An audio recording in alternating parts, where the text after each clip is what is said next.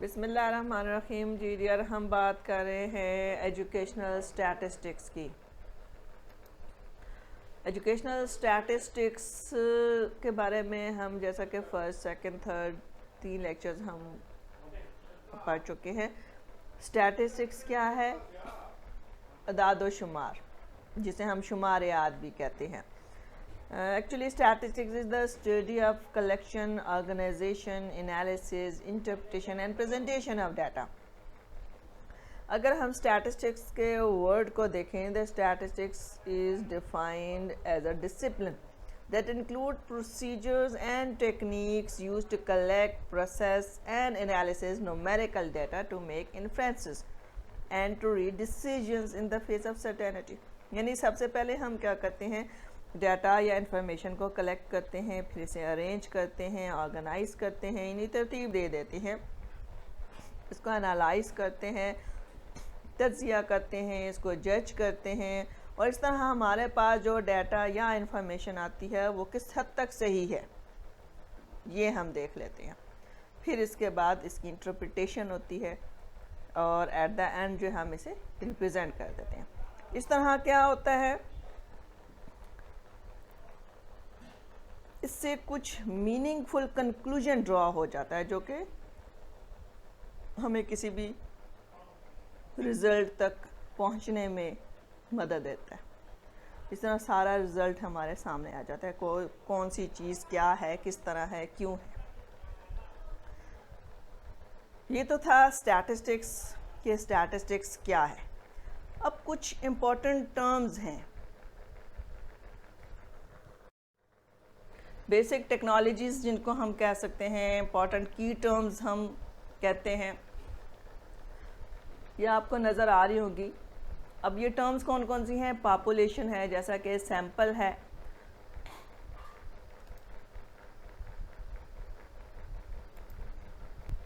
Parameter है, sampling, variable, data, measurement. ये सारी जो टर्म्स हैं ये ऐसी टर्म्स हैं ना सिर्फ ये कि आपको बीएड में काम आती हैं, बल्कि एमएड, एमफिल, इवन आप पीएचडी में चले जाएं वहाँ भी कंसिडर होती हैं। थ्रू आउट द प्रोसेस जो है आपको ये टर्म्स काम आती हैं, इसलिए ये टर्म्स जो हैं आपकी टिप्स पे होने चाहिए।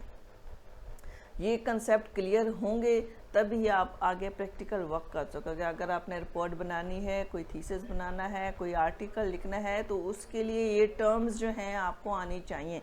बेस होती है, हमारे पास कंसेप्चुअल नॉलेज होता है तो ही हम उस पर प्रैक्टिकल नॉलेज को बिल्ड कर सकते हैं, प्रैक्टिकली वर्क कर सकते हैं।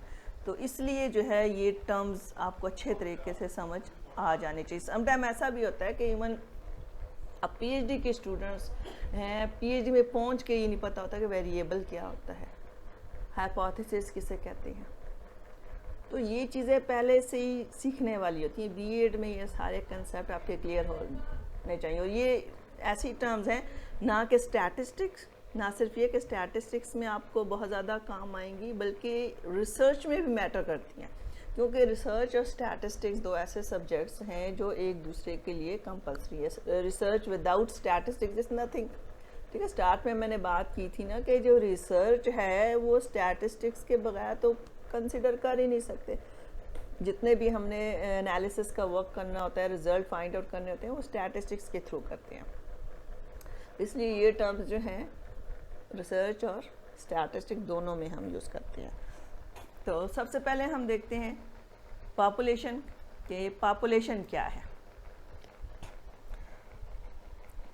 पॉपुलेशन को हम यूनिवर्स भी कहते हैं, स्टैटिस्टिकल पॉपुलेशन का नाम भी देते हैं। इट इज़ अ ग्रुप और we can say that all member of group under study is called population. For example class हो गई, student of university, employees of a company, Pakistan, Rawalpindi etcetera. ये सब क्या है? ये पॉपुलेशन है। या हम यूँ कह सकते हैं the aggregate of all subjects which relate to under study problem. जिस प्रॉब्लम को सॉल्व करना चाह रहे हैं उससे रिलेटेड जितनी भी ऑब्जेक्ट्स या लिविंग थिंग्स हैं, तो इनका जो मजमुआ होगा, टोटलिटी होगी, वही पॉपुलेशन है। फॉर एग्ज़ाम्पल मैंने बात की यूनिवर्सिटी के तमाम स्टूडेंट्स जो हैं वो क्या कहलाते हैं, वो पॉपुलेशन कहलाते हैं।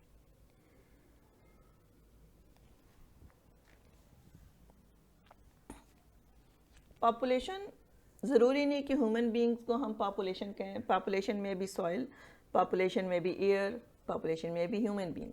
ठीक है, हम इंसानों पर भी जो है स्टडी कर सकते हैं, हम जानवरों पर, एनिमल्स पे स्टडी कर सकते हैं, बेजान चीज़ों पर भी स्टडी कर सकते हैं। नेक्स्ट है सैंपल। अब सैंपल क्या है? पॉपुलेशन की हमने बात की, it is the whole number, whole group, पूरा जो ग्रुप होता है उस ग्रुप को हम पॉपुलेशन कहते हैं। Group of people, group of study, group of कुछ भी, वो पूरे होल ग्रुप को हम कहते हैं पॉपुलेशन। सैंपल उसके बरक्स क्या है? Sample is the part of population, a representative part of population. It is a representative of population. इसे हम पॉपुलेशन का रिप्रेजेंटेटिव कहते हैं। क्यों कहते हैं?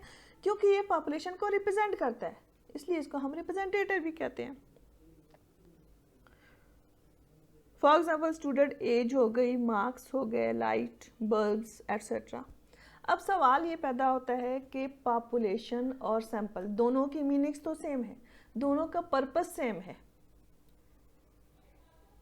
और पॉपुलेशन से हमें एक्यूरेट इन्फॉर्मेशन हासिल होती है और सैंपल से हमें ज़रूरी नहीं है कि आपके पास एक्यूरेट इन्फॉर्मेशन हासिल हो, गलती के चांसेस भी होते हैं।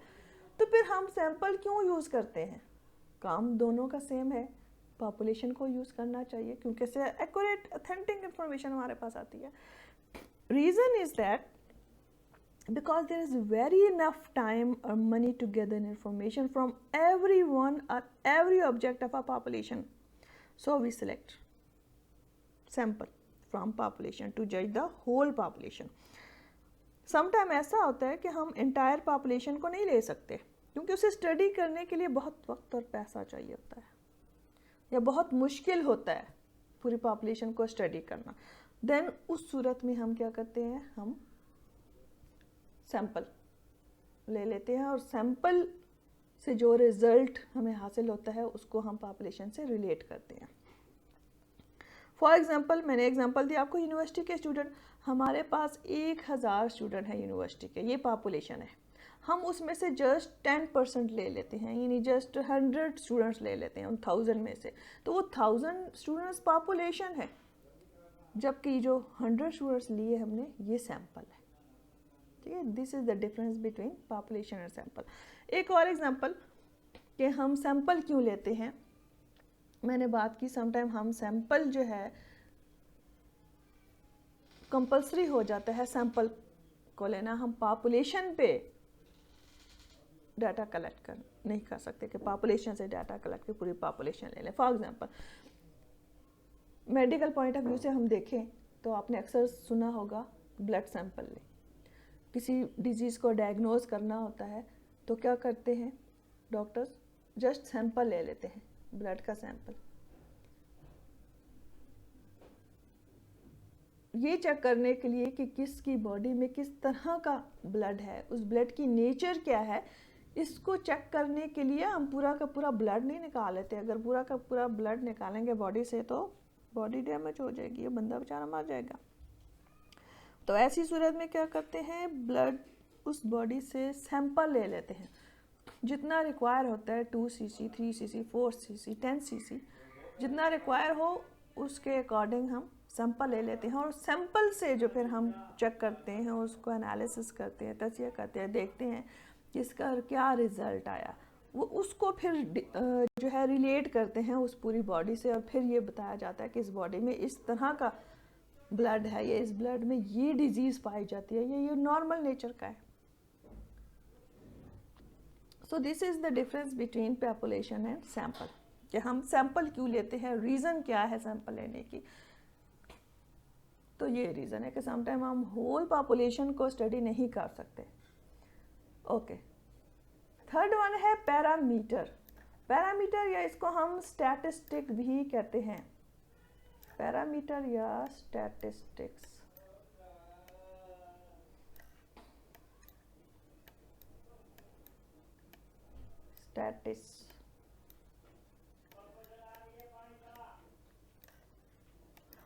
पैरामीटर या स्टैटिस्टिक दोनों की मीनिंग्स चेंज, जस्ट नाम में डिफरेंस है। ये नाम क्यों डिफरेंट है?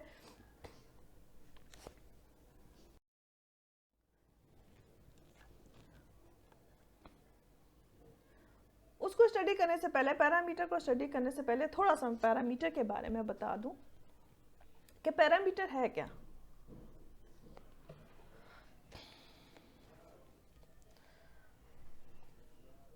जो एवरेज नंबर ऑफ पॉइंट है earned for student overall math classes. For example हमारे पास जो पॉपुलेशन है, ऑल मैथ क्लासेस, जितने भी मैथ की क्लासेस हैं एक स्कूल के अंदर, वो हमारी पॉपुलेशन है। अब उसमें से हम जस्ट एक क्लास सेलेक्ट करते हैं, one of the all math classes, उन तमाम मैथ क्लासेस में से जस्ट एक मैथ की क्लास लेते हैं, तो ये हमारा सैंपल होगा। अब पैरामीटर क्या होगा? Average number of points earned पर स्टूडेंट्स, के जितने भी स्टूडेंट्स हैं उन्होंने एवरेज मार्क्स कितने हासिल किए, या एवरेज नंबर क्या है स्टूडेंट का, उस एवरेज नंबर को हम कहते हैं पैरामीटर। सिंपल वर्ड में अगर मैं बताऊं, जो हम फार्मूलाज यूज करते हैं स्टैटिस्टिक्स में, और उनसे हमारे पास जो एवरेज आती है वो कहलाता है पैरामीटर या स्टैटिस्टिक्स। अब किस सूरत में हम पैरामीटर कहते हैं और किस सूरत में स्टैटिस्टिक्स कहते हैं वो हम देखते हैं।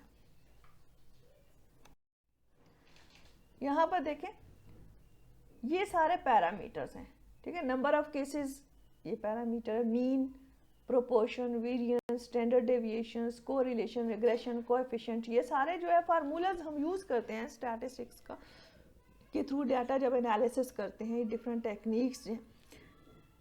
Population, parameter, sample, sample statistic. अगर हमारे पास पॉपुलेशन है तो हम उसके लिए सैंपल ये यूज करेंगे, और अगर हमारे पास सैंपल है, पॉपुलेशन नहीं है, हमने सैंपल पे काम करना है, तो जस्ट हम क्या करते हैं, हम सैंपल चेंज कर लेते हैं। जो भी हमारे पैरामीटर्स हैं, ये देखिए फार्मूलाज हैं, उसमें सपोज नंबर ऑफ केसेस की हम बात कर रहे हैं, अगर हमारे पास पॉपुलेशन है तो उसको हम कैपिटल एन से शो करेंगे, और अगर हमारे पास सैंपल है तो नंबर को हम स्मॉल एन से शो करेंगे। इस तरह मीन का फार्मूला हम यूज़ कर रहे हैं, तो मीन के फार्मूले में अगर हमारे पास पॉपुलेशन है तो हम म्यू का साइन यूज़ करेंगे, और अगर हमारे पास सैंपल है तो हम एक्स बार यूज़ करेंगे, ठीक है।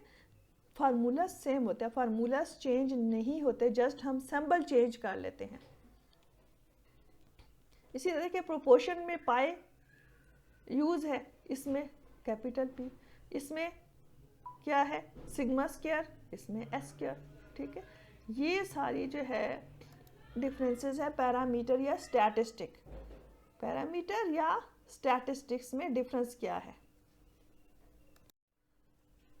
एक और टेबल ताकि आपको अच्छी तरीके से समझ आ जाए। अब यहाँ पर देखिए साइज है, कैपिटल एन है पॉपुलेशन, अगर हमारे पास सैंपल है तो स्मॉल एन। अब मीन का फार्मूला, ये मीन का फार्मूला, ये भी मीन का फार्मूला है, लेकिन अगर हमारे पास पॉपुलेशन है तो हम क्या करेंगे, मीन के फार्मूले में कैपिटल एन और म्यू का साइन यूज करेंगे।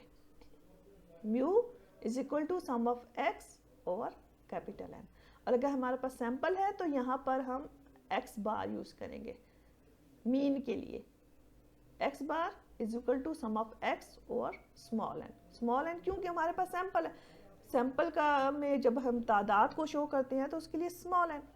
इसी तरह वेरिएंस का फार्मूले में देखें क्या चेंज है, जस्ट सैंपल का चेंज है। यहाँ पर सिग्मा स्क्वायर लिया है, यहाँ पर एस स्क्वायर है। स्टैंडर्ड डेविएशन के फार्मूले में देखें तो जस्ट सैंपल का चेंज है स्टैटिस्टिक या पैरामीटर में।